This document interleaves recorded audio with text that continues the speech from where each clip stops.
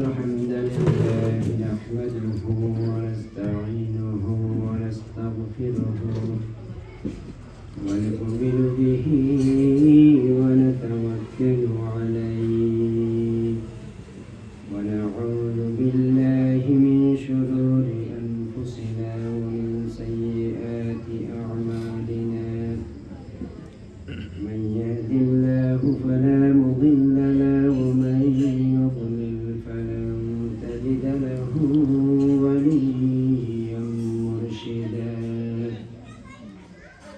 ونشهد أن لا إله إلا الله وحده لا شريك له ونشهد أن سيدنا حبيبنا ومولانا محمدا عبد الله ورسوله صلى الله تعالى عليه وعلى آله وأصحابه وبارك وسلم أما بعد فقد قال الله تعالى في كلامه المجيد وفي فرقانه الحميد أعوذ بالله من الشيطان الرجيم وقال أيضا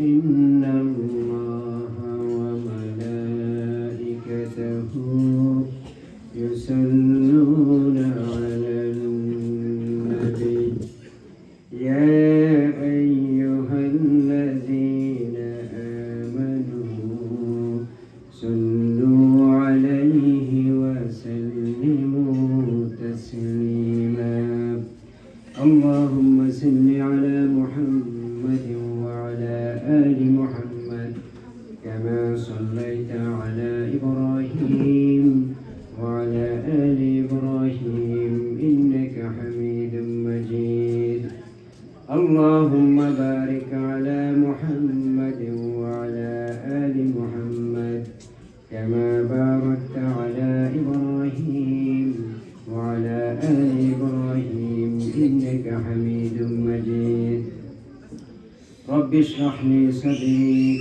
ويسر لي أمري واحلل عقدة من لساني يفقه قولي الحمد لله ঐতিহ্যবাহী মুন্সি ইসলামী স্মৃতি পেরাগার কর্তৃক আয়োজিত বিশেষভাবে আয়োজিত মা বোনদের উদ্দেশ্যে মহিলা সমাবেশের সম্মানিত সভাপতি উপস্থিত আমার বংশধরের পাড়া প্রতিবেশী সম্মানিত হাজিরিন মজলিস এবং মহিলা প্যান্ডেলে অবস্থানরত আমার সম্মানিতা মা এবং বোনেরা আসসালামু আলাইকুম ওয়া রাহমাতুল্লাহি ওয়া বারাকাতুহু আমরা শুকরিয়া আদায় করছি সেই মহান আল্লাহ সুবহানাহু ওয়া তাআলা যিনি আমাদেরকে তৌফিক করে দিয়েছেন সেই বাদ আসরের সালাতের বাদ থেকে শুরু করে নিয়ে তার বয়ানে কোরআনের বয়ানে বসার আলোচনা করার এবং শোনার যে সুযোগ করে দিলেন সেই মহান রবের শুকরিয়া আদায় আবারও করছি সকলে পড়ছি আলহামদুলিল্লাহ ربنا لك الحمد حمدا كثيرا طيبا مباركا فيه ربنا لك الحمد كما ينبغي لجلالك وعظيم سلطانك সম্মানিত হাজিরিন মজলিস দুরূদ ও সালাম পেশ করছি সর্বকালের সর্বযুগের সর্বশ্রেষ্ঠ মহামানব রাহমাতুল আলামিন উম্মতের কান্ডারি বিশ্ব নবী জনাবে মুহাম্মদুর রাসূলুল্লাহ সাল্লাল্লাহু আলাইহি ওয়াসাল্লামের উপর যে রাসূল সাল্লাল্লাহু আলাইহি ওয়াসাল্লাম পৃথিবীতে আসার পরে মক্কায় আইয়ামে জাহিলিয়াতে লক্ষ্য করে দেখলেন মহিলাদের কোনো ইজ্জত ছিল না মহিলাদেরকে সকালে বিবাহ করা হতো বিকেলে তালাক দিয়ে দেওয়া হতো বাজারে পণ্যের মতো বিক্রি করা হতো বাজারে মার্কেটে যেভাবে জিনিসপত্র বিক্রি করা হয় সস্তা এবং মূল্য ছড়া মূল্য সস্তা মূল্যে বিভিন্ন ধরনের এরকমের ক্লাসিফিকেশন মহিলাদের রেখে সেই আইয়ামে জাহিলিয়াতে বিক্রি করা হতো দয়াল নবী বিশ্ব নবী উম্মতের কান্ডারি মহিলাদের কান্ডারি সেই রাহমাতুল্লিল আলামিন বরদাস্ত করতে পারলেন না আল্লাহ নবীজি বরদাস্ত করতে পারলেন না যে মহিলাদের এই দুরবস্থা, মহিলাদের কোনো সম্মান ছিল না। জন্মগতভাবে একটা মাত্র অপরাধ ছিল যে শুধু মেয়ে হিসাবে, কন্যা হিসাবে জন্ম নিয়েছে, সেজন্য তাদেরকে জীবন্ত কবর দেওয়া হতো, পুঁতে ফেলা হতো, মেরে ফেলা হতো। নাউযুবিল্লাহি মিন যালিক। সম্মানিত হাজরিনের মধ্যে আমার প্রিয় মা এবং বোনেরা, সংক্ষেপে আমি আপনাদের মধ্যে কিছু নসিহা, দুটি পয়েন্টের উপরে কথা বলতে চাই, যেটা অত্যন্ত সময়োপযোগী এবং গুরুত্বপূর্ণ। যে দুই জিনিস আমাদেরকে জাহান্নামের দিকে ঠেলে দিচ্ছে। আমল এবং সব ধরনের ইবাদতকে বাতিল করে কিয়ামতে জাহান্নামে দিয়ে দিবে, সেই দুই অপরাধ আমাদের পারিবারিক জীবনের, সামাজিক জীবনে প্রতিনিয়ত আমরা করে যাচ্ছি। মহিলাদের কোনো ইজ্জত ছিল না। এমন এক সময় অতিবাহিত হয়েছে আপনাদের কোনো নাম নিত না। নাম নিলে মানুষকে তো ঘৃণার পাত্র ছিলেন আপনারা। আল্লাহ রাব্বুল আলামিন বলেন, এমন এক উল্লেখযোগ্য সময় তোমার ছিল না, সম্মানের কোনো বস্তু তুমি ছিলে না। তুমি যখন জন্ম নিতে, মক্কার সেই আইয়ামে জাহিলিয়াতের সেই মুশরিকেরা তোমাকে কন্যা সন্তান জন্ম নিয়েছ, এই পরিচয় তারা সহ্য করতে না পেরে তারা জীবন্ত কবর দিয়ে দিত, হত্যা করে ফেলত। কোনো বাবা এরকম ছিল, কোনো মা এরকম ছিল, কন্যা সন্তান জন্ম হওয়ার পরেও একটু মায়া লেগে যেত। কোনো বাবার ইচ্ছা ছিল যে এই মেয়েকে আমি মারবো না, পরিস্থিতির কারণে, পরিবেশের কারণে বাধ্য হয়ে যেত। সমাজের নেতারা তাদের বাড়িতে গিয়ে যেত, যে বাড়িতে কন্যা আপনাদের মতো মেয়ে জন্ম নিত, ওই বাড়িতে সমাজের লোকেরা যেত, গিয়ে বলতো তোমার বাড়িতে কন্যা সন্তান জন্ম নিয়েছে, তুমি হত্যা করে ফেলো। সে কোনো বাবা বলতো আমি আমার মেয়েকে মহব্বত করি, আমি মারবো না। কিন্তু সমাজের নেতারা বলতো তুমি যদি না মারো আমাদের হাতে উঠাই দাও, আমরা মেরে ফেলে দিব। আর যদি আমাদের হাতে না দাও তাহলে তোমাকে আমরা সমাজ থেকে বয়কট করে দিব, সমাজ থেকে তোমাকে আমরা আলাদা করে দিব। আল্লাহ সুবহানাহু ওয়া তাআলা বলেন, আলা সাআ মা ইয়াহকুমুন। কিছু বাবারা ইচ্ছা থাকা সত্ত্বেও পরিস্থিতির কারণে, সমাজের নেতাদের কারণে তাদের কন্যাদেরকে শেষ পর্যন্ত কি কঠিন সিদ্ধান্ত নিতে বাধ্য হতো, অর্থাৎ হত্যা করে ফেলত। তার ইচ্ছা ছিল এই মেয়েকে আমি আর মারবো না, কিন্তু সমাজের চাপে, নেতাদের চাপে, একগরি হওয়ার বয়ে, সামাজিকভাবে বয়কট হওয়ার বয়ে শেষ পর্যন্ত আল্লাহ বলছেন আলা সাআ মা ইয়াহকুমুন। তারা কি করতো? কঠিন সিদ্ধান্ত নিত, বয়েতে ওই মেয়েকে মেরে ফেলতো। নাউযুবিল্লাহি মিন যালিক। আল্লাহ নবীজি বলেছেন, এই দুনিয়ার মধ্যে যা কিছু আছে সব কিছু আমার কাছে উত্তম, এর মধ্যে সব থেকে উত্তম হচ্ছে সতীসাধ্বী, ময়ূষী নারী, নেককারিণী মহিলারা হচ্ছে শ্রেষ্ঠ। আল্লাহ নবীজি বলেছেন মহিলারা হচ্ছে মায়ের জাত। আল্লাহ কোনো পুরুষের পায়ের নিচে জান্নাত দেন নাই, বরং পুরুষদেরকে আল্লাহ বলে, নবীজি বলেছেন হুমা জান্নাতুকা ওয়া নারুকা, আল জান্নাতু তাহতা বিউম্মাহাতিকুম। দুনিয়ার সন্তানদেরকে বলে দিলেন, ও সন্তানেরা, তোমাদের মায়ের পায়ের নিচে আমি আল্লাহ সুবহানাহু ওয়া তাআলা জান্নাত রেখেছেন। যে মহিলাদেরকে জীবন্ত মেরে ফেলে দেওয়া হতো, বাজারে বিক্রি করা হতো, সকালে তার বিবাহ করত, বিকালে তালাক দিয়ে দিত। কার ছেলে পেটে এসেছে কেউ বলতে পারে না, পিতৃ পরিচয় নাই, এরকম সন্তান নিয়ে মায়েরা চলাফেরা করত। সেই মায়েদেরকে আল্লাহর নবী সম্মানের, মাতৃত্বের মর্যাদা দিলেন, মেয়ের মর্যাদা দিলেন, স্ত্রীর মর্যাদা দিলেন, মহারানা ফরজ করে দিয়ে জান্নাত তাদের পায়ের নিচে দিয়ে দিলেন। সুবহানাল্লাহ। এই হচ্ছে আপনাদের মর্যাদা। আপনারা এরকম ছিলেন না, এই রকমের মর্যাদা আপনাদের ছিল না।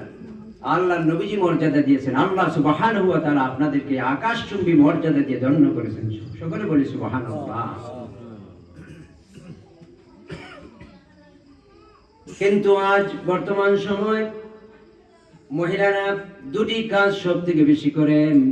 এই আমার মা বোনেরা একটু কান পেতে শুনেন, যে দুইটি অপরাধের কারণে আপনি কিয়ামতের দিন আপনি জাহান্নামে যাবেন, অথবা আপনার উসিলায়, আপনার কারণে আপনার স্বামী জাহান্নামে যাবে। এই দুইটা জিনিস বড় কঠিন জিনিস। একটা হচ্ছে রাহিমের সম্পর্ক, আর আরেকটা হচ্ছে শিরক। এই দুইটা জিনিস কিন্তু মহিলাদের থেকে বেশি হয়। আপনারা একটু অঙ্ক মিলান। আপনারা একটু নিজে নিজে চিন্তা করলে দেখতে পাবেন আপনারা কেমনে কিভাবে শিরিক করতেন সমাজের মধ্যে। অসংখ্য মা বোনেরা বিবাহ হওয়ার পরে একটু ধৈর্য ধরতে পারেন না, সন্তান না হওয়ার কারণে ডাক্তারের কাছে যান, ডাক্তারের কাছে যখন ফেল হয়ে যান তখন পীরের কাছে যান, মাজারে যান, বিভিন্ন মানত করেন, বিভিন্ন ধরনের শিরকে লিপ্ত হয়ে যান সন্তান পাওয়ার জন্য। এখন আপনারা বলেন সন্তান দেওয়ার মালিক কি কোনো দুনিয়ার কোনো মানুষ আছে নাকি? সন্তান দেওয়ার মালিক কে? আল্লাহ বলেন আমি কাউকে ছেলে দেই, আমি কাউকে মেয়ে দেই, আমি কাউকে ছেলেও দেই মেয়েও দেই, আমি আবার কাউকে নাকিমা অর্থাৎ নিঃসন্তানী বানিয়ে দেই। দুনিয়ার কোনো মানুষ তোমাকে সন্তান দিতে পারবে না। আপনি কেন শিরিক করেন? ইন্নাল্লাযীনা তাদউনা মিন দুনিল্লাহি ইবাদুন আমসালুকুম। আল্লাহ পাক বলেন ও মায়েরা শুনেন, আপনারা যে পীরের কাছে যান, তাবিজ আনেন, মানত করেন, আল্লাহ বলেন যে পীরের কাছে তুমি গিয়েছো মা, সেই পীর তো আল্লাহর আরেকটা বান্দা আপনার মতো। আল্লাহ বলেন ইন্নাল্লাযীনা তাদউনা মিন দুনিল্লাহি ইবাদুন আমসালুকুম। তুমি যার কাছে ছেলে চাচ্ছ, যার কাছে সন্তান চাচ্ছ, সেও তো আমার আরেকটা গোলাম, সেও তো আরেকটা ফকির। তুমি একটা ফকির হয়ে আরেকটা ফকিরের কাছে সন্তান চাও কেন? আল্লাহ নবীজি একদিন মিম্বরে বসে আছেন, খুতবা দিচ্ছেন, মধ্যখানে আল্লাহ নবী একবার বললেন আমিন, কিছুক্ষণ পরে আবার বিশ্ব নবীজি বললেন আমিন। সাহাবায়ে কেরাম একটু করে জিজ্ঞেস করলেন ইয়া রাসূলুল্লাহ সাল্লাল্লাহু আলাইহি ওয়াসাল্লাম, আপনি খুতবার মধ্যখানে দুইবার হঠাৎ করে আমিন আমিন শব্দটা বললেন, কারণ কি? আল্লাহ নবীজি বললেন ও সাহাবীরা শোনো, হযরত জিবরাইল আমিন আমার পিছনে মিম্বরের সামনে দাঁড়িয়েছিলেন।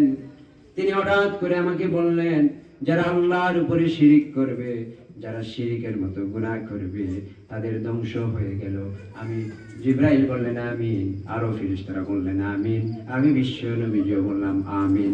অর্থাৎ যারা শিরিক করবে তারা ধ্বংস হয়ে যাবে, তওবা ছাড়া কিন্তু শিরিকের গুনাহ মাফ হয় না। সাহাবীরা বললেন তাহলে দ্বিতীয়বার আবার আমিন বললেন, কারণ কি? বিশ্ব নবীজি বললেন ও সাহাবীরা দ্বিতীয়বার বললেন, জিবরাইল বললেন যে সন্তানেরা তাদের মা এবং বাবাকে জীবিত পেল, খেজমত করলো না, দোয়া নিল না, তাদের উসিলায় জান্নাতি হতে পারলো না, তাদের মতো পুরা কপাল সন্তান পৃথিবীতে আর একটাও নাই। সেজন্য জিবরাইল বললেন আমিন। সাহাবায়ে কেরাম শুনো, সমস্ত ফেরেশতারা যারা দেখতেছে তারাও বলল আমিন, আমি বিশ্ব নবীও বললাম আমিন। অর্থাৎ শিরিকের মতো গুনাহ, বড় জঘন্য গুনাহ। আমার মা বোনেরা দেখেন, আপনি যদি সমস্ত পীর বাজারে যান, পয়সা দিতে দিতে আপনার সমস্ত পয়সা শেষ হয়ে যায়, আপনার পয়সাও শেষ হবে, ঈমানও শেষ হবে, সন্তান কিন্তু আল্লাহ ছাড়া কেউ দিতে পারবে না। আপনাদের মতো মেয়ে রাসূলুল্লাহ সাল্লাল্লাহু আলাইহি ওয়াসাল্লামের ছোট্ট স্ত্রী, কনিষ্ঠতম স্ত্রী মুহাম্মাদানা আয়েশা রাদিয়াল্লাহু তাআলা আনহা নবীজির ঘরে 9 বছর বয়সে নবীজির ঘরে গেলেন, 18 বছর বয়সে বিধবা হলেন, বিবাহের বয়সে কিন্তু বিধবা হলেন। তিনিও নিঃসন্তানী ছিলেন। তিনি কিন্তু সন্তান না পেয়ে জীবনে বাকি দিনগুলা কাটিয়েছেন, আফসোস করেন নাই, কারণ তার বরাদ্দে আল্লাহ সুবহানাহু ওয়া তাআলা সন্তান রাখেন নাই, তিনি ধৈর্য ধরেছেন। আপনি কিছু চাইবেন তো আল্লাহর কাছে চাইবেন। কেন আপনি আল্লাহ বলছেন তোমার মতো ফকির, তোমার মতো আব্দ, তোমার মতো গোলামের কাছে কেন তুমি সাহায্য চাও? কেন তুমি সন্তান চাও? সে তো তোমার সন্তান দিতে পারবে না। ওয়াইজা সাআলা ফাসআলিল্লাহ ওয়াইজা ইসতাআনতা ফাসতাইন বিল্লাহ। তুমি কিছু চাইবে তো আল্লাহর কাছে চাইবে, তুমি কিছু সওয়াল করবে, সাহায্য চাইবে, কেবল শুধু আল্লাহর কাছে চাইবে। আল্লাহ ছাড়া কারো কাছে চাওয়া যাবে না। আল্লাহর কাছে চাইলে পরে এটা হবে শিরিক, আর শিরিক মস্ত বড় জুলুম, মস্ত বড় গুনাহ। ইন্নাশ শিরকা লাযুলমুন আযীম। আর যেটা আকবারুল কাবাইর, বড় গুনাহর মধ্যে অন্যতম বড় গুনাহ।